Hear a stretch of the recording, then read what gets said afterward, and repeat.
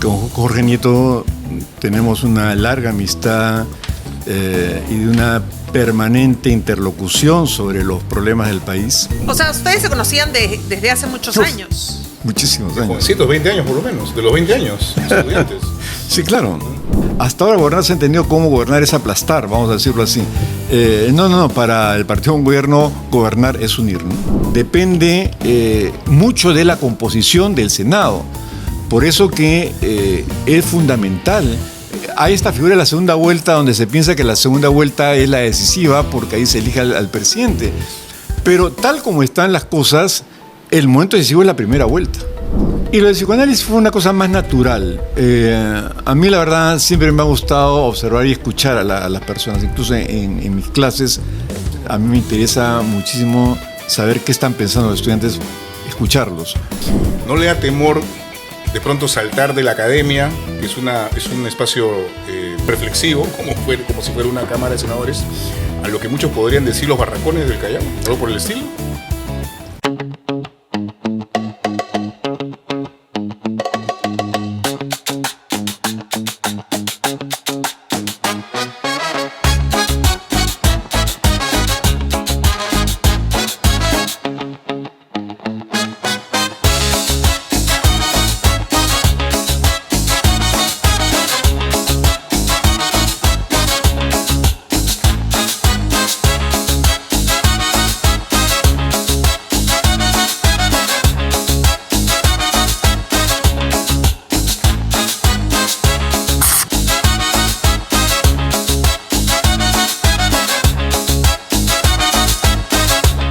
¿Qué tal, amigos y amigas? Bienvenidos a una nueva edición de Se Busca Presidente, este espacio de formato entrevista tipo laboral que busca conocer a los candidatos a la presidencia de la República, también candidatas, y por supuesto a los que van a la Cámara de Diputados y Senadores. Soy Jorge Bayón Artaza, periodista, y como siempre me acompaña Lisel Vargas. ¿Qué tal, Lisel? ¿Cómo estás? Hola, Jorge, ¿cómo estás? Hola, nuestros seguidores, ¿cómo están? Espero que súper bien. Efectivamente, mi nombre es Lisel Vargas, soy psicóloga de profesión y estoy aquí para identificar las capacidades y las competencias que se requieren para las vacantes que ya mencionó Jorge. Recuerden que nos pueden ver en Facebook, TikTok, Instagram y YouTube, nuestro canal oficial. No se olviden que es +.p/oficial. Y bueno, recuerden que este 12 de abril, ya falta muy poco en realidad, 27 millones de peruanos van a acudir a las urnas para elegir a sus próximas autoridades por los próximos 5 años.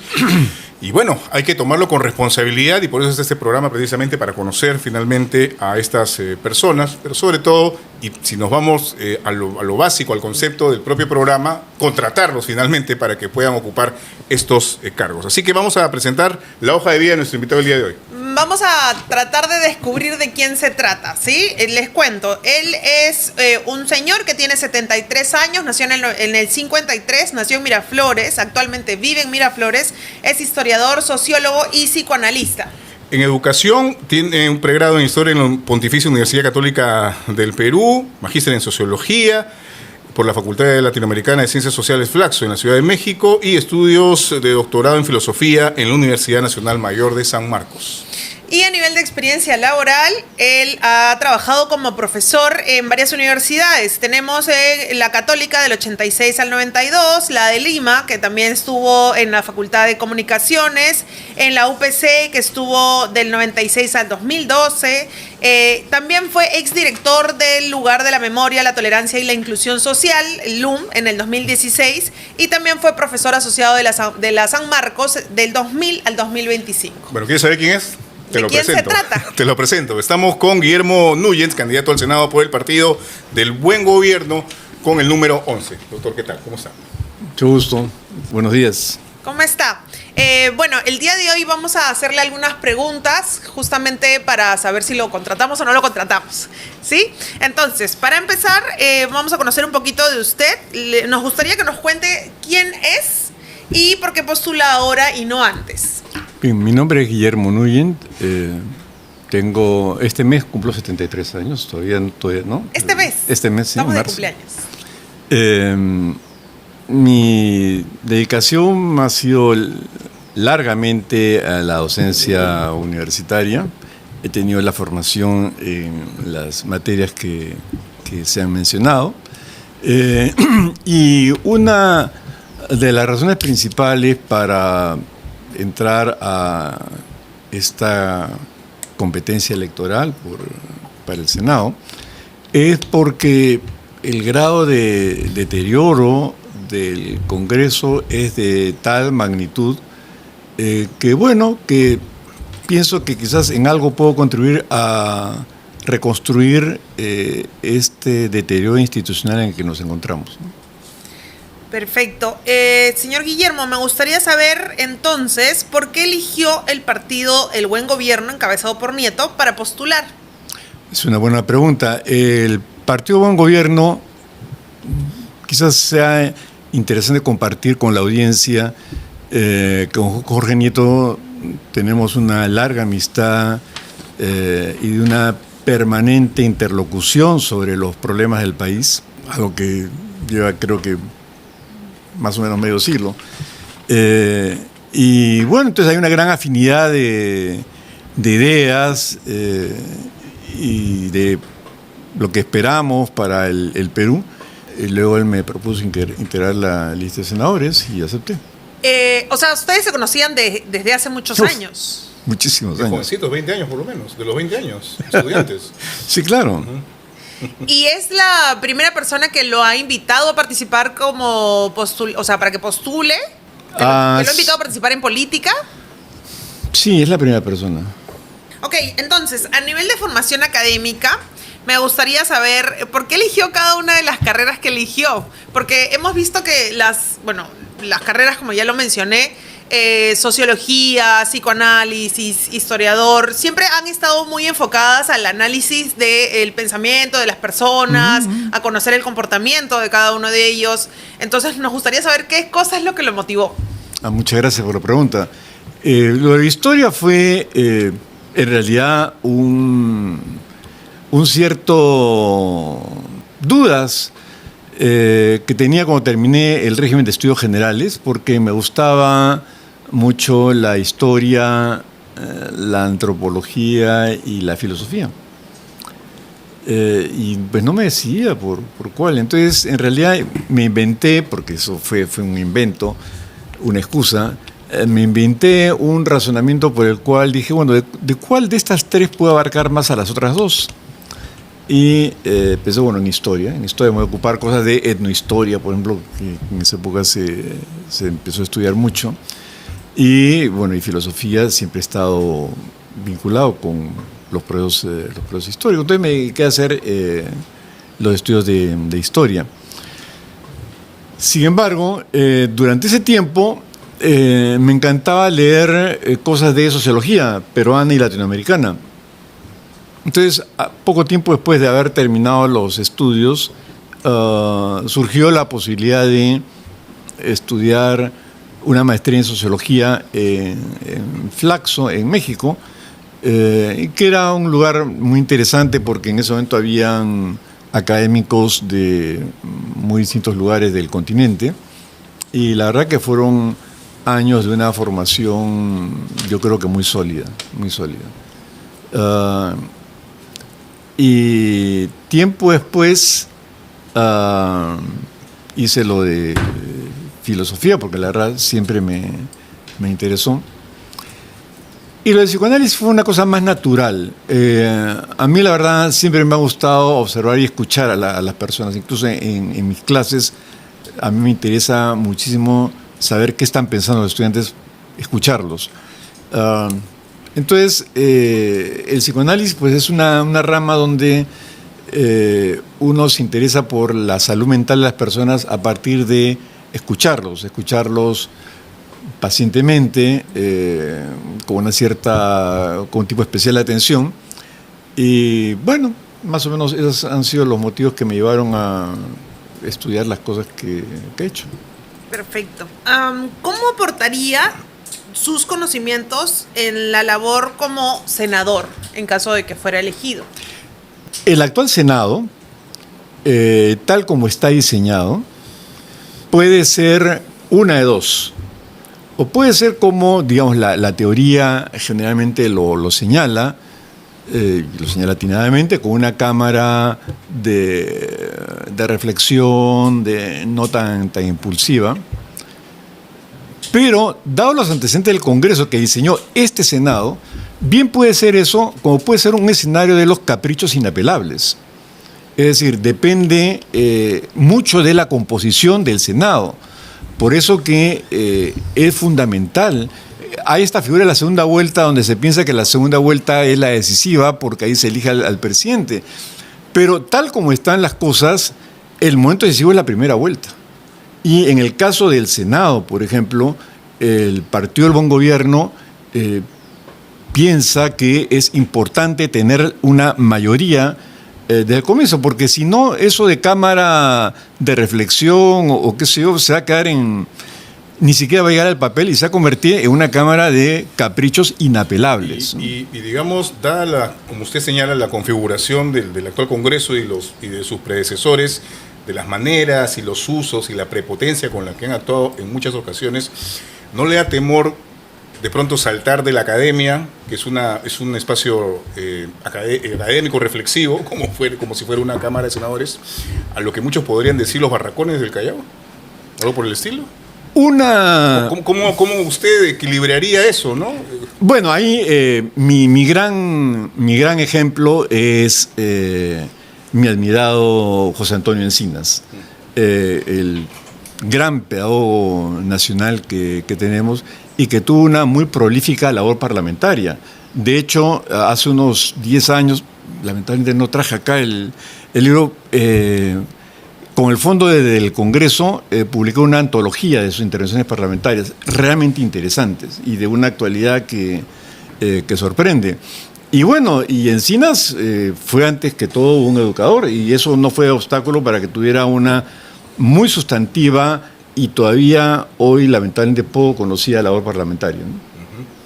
¿Usted confía en que, digamos, va a poder manejar esa situación? Bueno, mi ejemplo, lo digo porque los congresos de los mochasueldos, de tantas así cosas, como hay mochasueldos, en fin, hay cantidad de congresistas pintorescos que luego derivaron en más bien congresistas siniestros, pues yo pongo por delante mi inspiración la labor de José Antonio Encinas, ¿no? Claro, okay. Que es gran educador, yo diría que es el educador por excelencia del Perú del siglo XX, y que fue un prolífico parlamentario, ¿no? Sin duda. Ha utilizado usted una palabra, un adjetivo muy interesante y por supuesto también muy dentro de las formas, ¿no? Pintorescos, personajes pintorescos del Congreso de la República. Empezó como pintorescos, es decir, los de robacables y qué sé yo, y se terminan pues en cosas como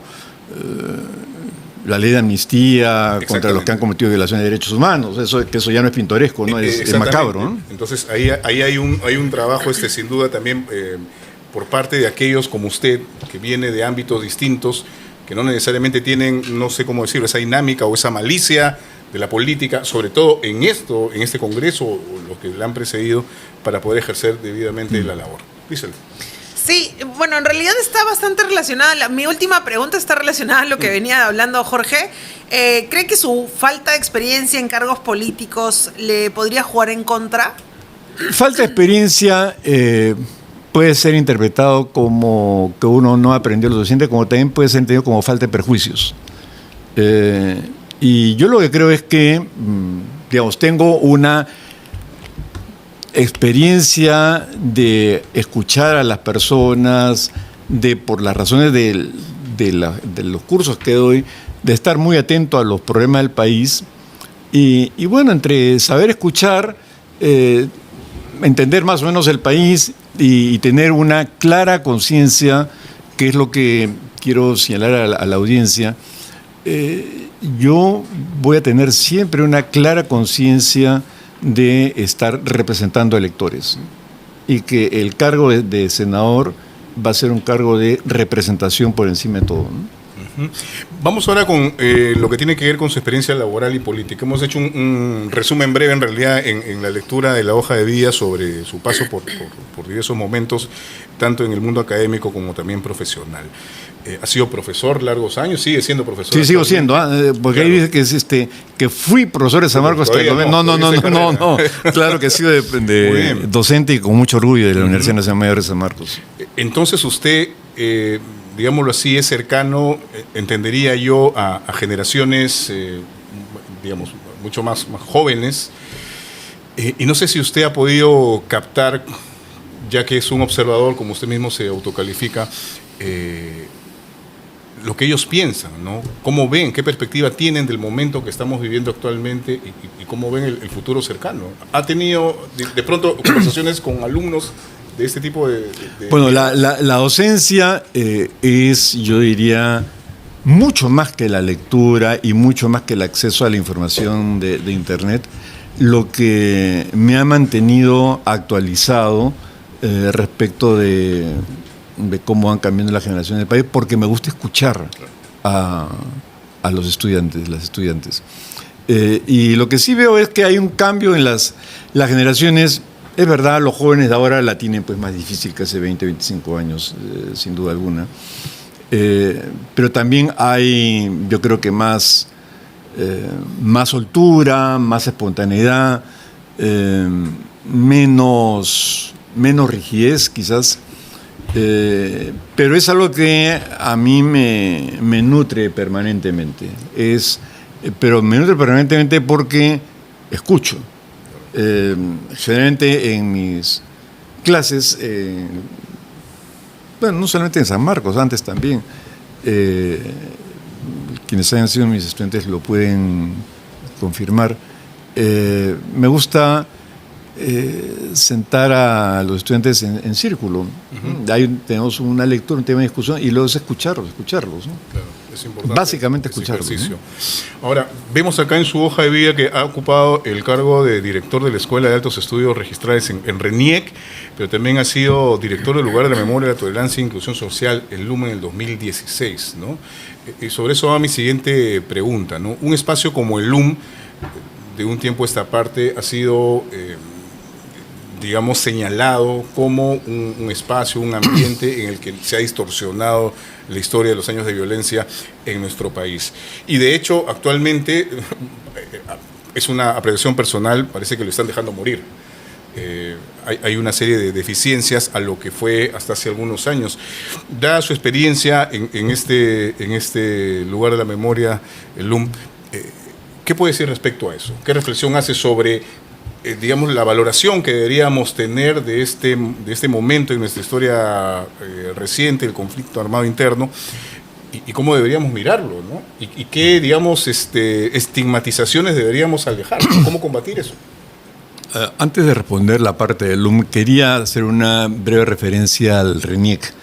Estuve ahí efectivamente trabajando 5 años, poco menos, 5 años, en un área que tenía que ver con la formación de registradores civiles, y ahí pude ver una cosa que me parece fundamental y que es algo que de hecho en el Senado pienso hacerla notar, y es el inmenso, de veras inmenso, literal, o sea, más allá de toda medida, volumen de información que maneja el Estado peruano. Es una información que es como, digamos, una cañería maltratada que es, el agua se va al mar, se desperdicia. Toda esa información es un material único y realmente privilegiado, no digo solamente por RENIEC, en general, de los distintos ministerios, para generar conocimientos.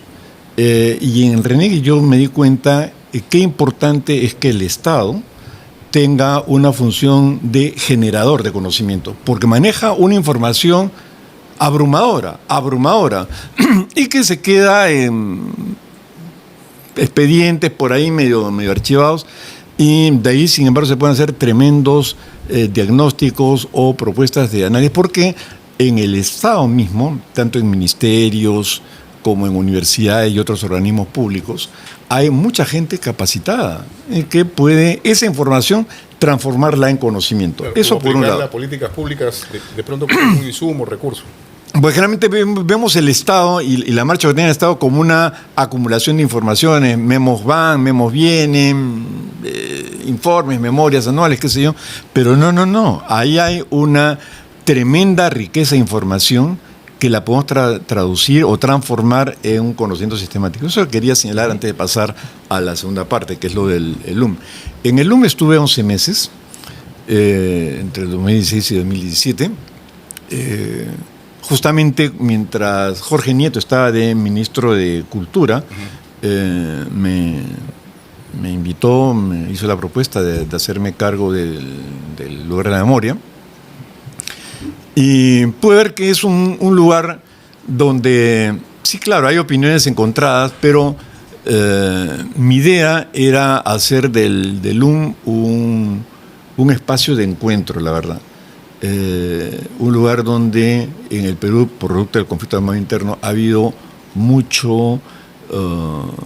hay mucho dolor, y un dolor que yo creo que debe ser recordado, así que no tiene por qué ser dejado de lado. Y la idea era crear ahí un espacio también de reconciliación. Con mucho esfuerzo, y solamente una vez se logró un encuentro no exento de tensiones, es verdad, entre familiares de viudas de policías y familiares desaparecidos. Fue un encuentro muy tenso, pero pudo haber dado ese encuentro.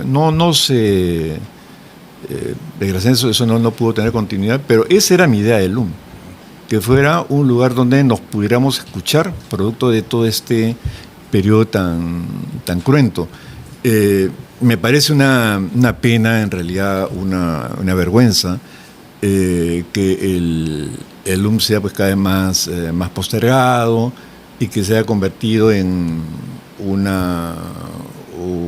cuco para ciertos sectores de la derecha más conservadora, que en realidad en su gran mayoría pues no han ido al LUM. Hay mucha crítica. Y la verdad que es una... ¿no? La muestra del LUM es profundamente conmovedora, sea cual sea la postura política que se tenga. Es decir, simplemente se requiere un mínimo de sensibilidad humana para darse cuenta de que las cosas que pasaron ahí fueron tremendas, y como todo dolor, toda herida, pues merece ser reparada, ¿no? Yo quería preguntarle, bueno, hemos hablado también de su experiencia laboral, pero no hemos mencionado que usted también ha hecho muchas publicaciones. Entonces, bueno, me gustaría que usted mismo me comente de sus publicaciones, cuál es la que usted más destaca y por qué. Bueno, a ver, hay un ensayo pequeño que está dentro de un libro que es de recopilación de ensayos que se llama La desigualdad es una bandera de papel. El ensayo se llama Para llegar al suave pueblo de la memoria, que usted tiene que ver con temas de la memoria, y lo de suave pueblo lo tomo de un verso de José Watanabe, y donde la importancia que hay de hacer la memoria no solamente un lugar de dolor, sino también un lugar donde uno se pueda sentir pues, reconfortado, que sea una fuente de energías para la creación. Eso por un lado. Y el otro es el libro que se hizo pues, más conocido, que es El laberinto de la soledad, que ese lo escribo en realidad fines del año 80, comienzo de los 90, y hay una primera edición muy discreta, el año 92, que luego tuvo un montón de fotocopias. Y me gustó porque, bueno, es un libro cuyo título responde a un ensayo de Octavio Paz que se llama El laberinto de la soledad, sobre México. Y yo la verdad venía de México, y en México había pasado momentos muy, muy gratos, muy plenos en mi formación personal, intelectual. Y bueno, fue un poco tratar de entender esta tendencia tan marcada que tenemos a la diferenciación, la discriminación entre personas. Y el texto, desgraciadamente, a pesar de los años, pues yo quería que perdiera vigencia, es decir, que ya no estuviésemos tan cargados por estos procesos de desigualdad, pero pues sí, todavía lamentablemente sigue teniendo algo que decir, ¿no? Ahora, y eso se traslada a diversos momentos, sobre todo de nuestra historia reciente, ¿no? Por ejemplo, las protestas del 2022-2023, cuando empezaron a llegar compatriotas de las regiones del país acá a la capital, cómo se les trató, cómo se les acosó de alguna manera. Vimos las intervenciones en San Marcos, a personas quechohablantes, incluso hay fotografías boca abajo, en el suelo, enmarrocadas, en fin. Y también en las últimas elecciones del 2021, ¿no? La pretensión de querer anular miles de votos de las regiones principalmente del sur del país, ¿no? Eso tiene mucha relación con lo que usted señala en el laberinto de la Choledad y esta manera de pronto discriminatoria, gamonal, de querer gamonal, de alguna manera sentar posición por sobre la otra parte, las otras personas, nuestros propios compatriotas. Bueno, esa intervención policial en San Marcos que usted menciona fue absolutamente indignante, realmente humillante, y me parece que hasta ahora la Policía Nacional no ha dado disculpas públicas por ese atropello, que es, tratándose además de San Marcos, la universidad más antigua del Perú y de América, indica el poco respeto que tiene la universidad como institución. Y eso sí me parece que es importante destacarlo. Y luego hay toda otra serie de las cosas que usted ha mencionado, que yo creo que tiene que ver con esta idea de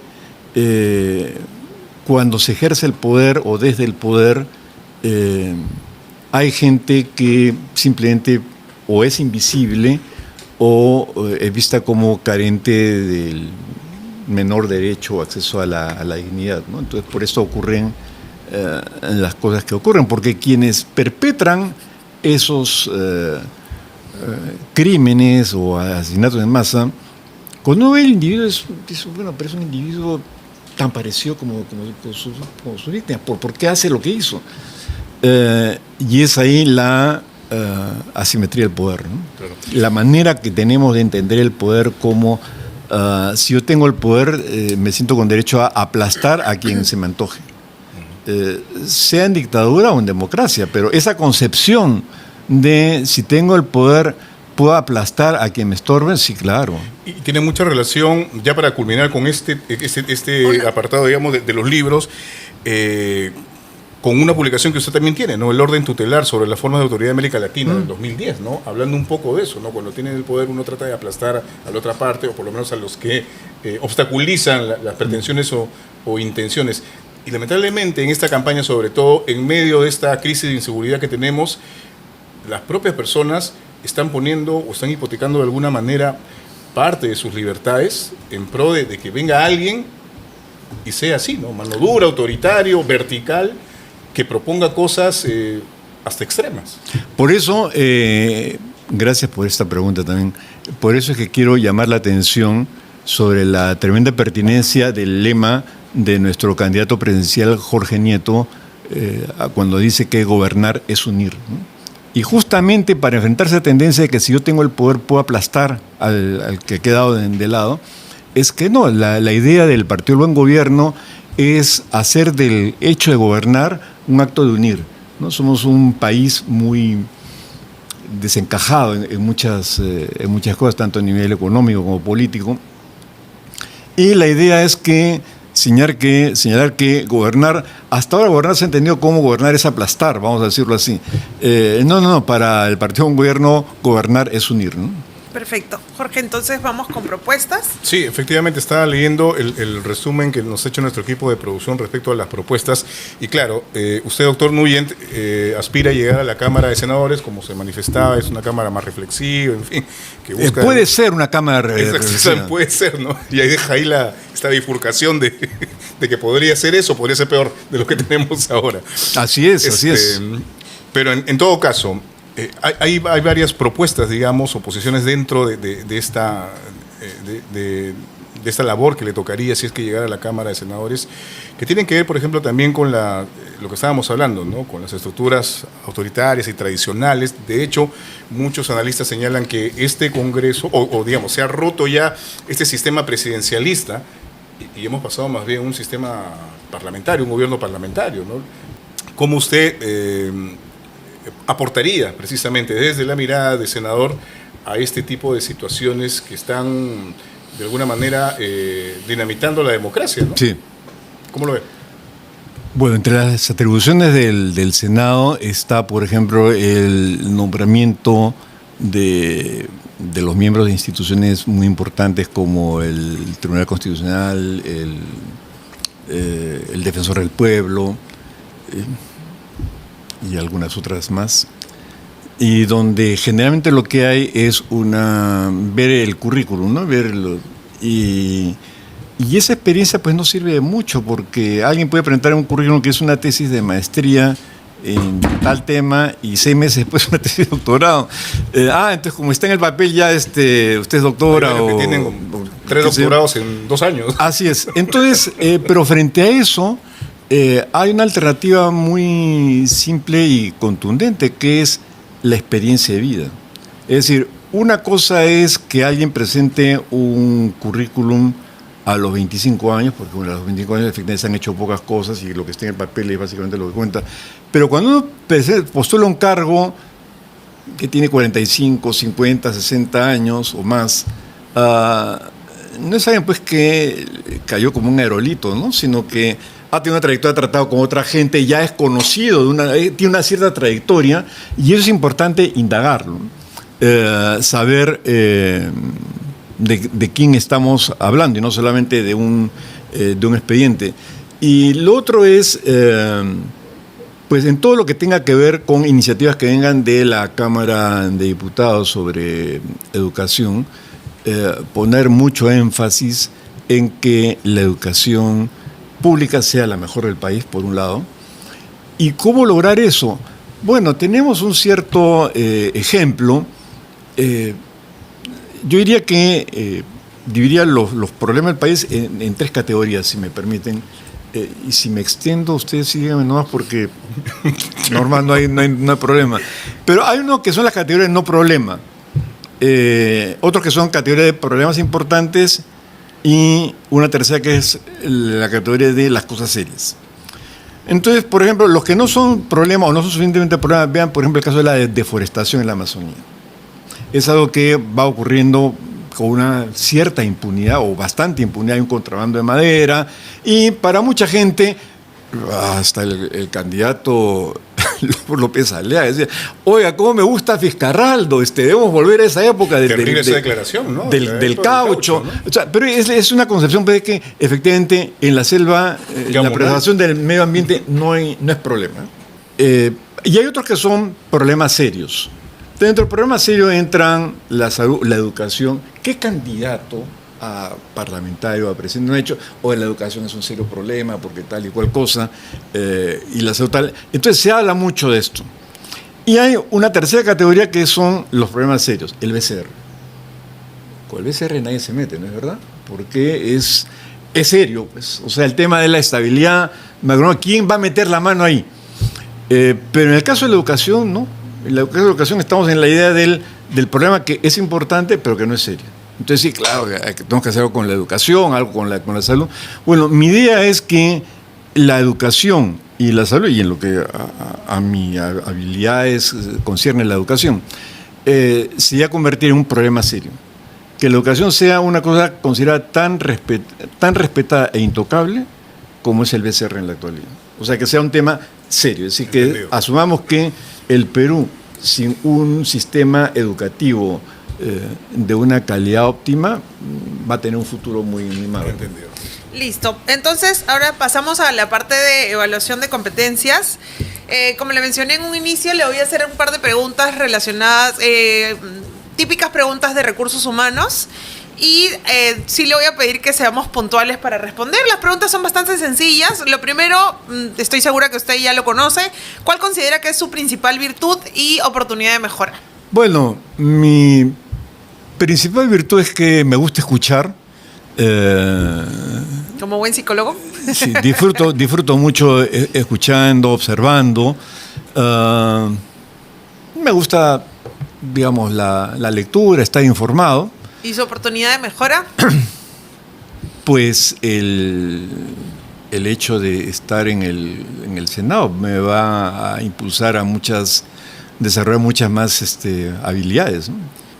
Ok, y bueno, considerando que ha tenido muchos logros como profesional y ahora está animándose a este nuevo reto que valgan verdades, está fuera de su zona de confort, es algo totalmente nuevo.